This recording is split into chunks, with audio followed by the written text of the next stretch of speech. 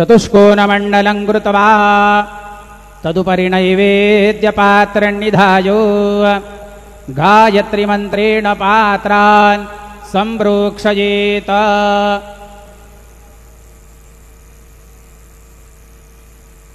धेनवाः अमृते कृत्या ऋतन्त्वा सत्येन परिखिञ्चामि नैवेद्यं निवेदयामि।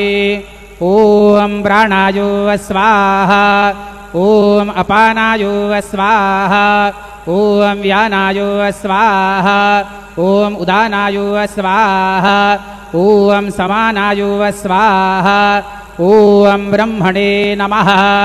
नैवेद्यमध्ये पानीयं समर्पयामि पुनर्नैवेद्यं निवेदयामि।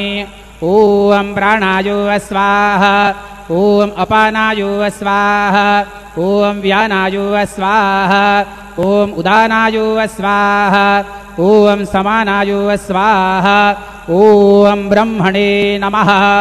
नैवेद्यं समर्पयामि हस्तप्रक्षालनं समर्पयामि मुखप्रक्षालनं समर्पयामि। सद्गुरु साईनाथ देवताभ्यो नमः प्रार्थनापूर्वकं नमस्करोमि।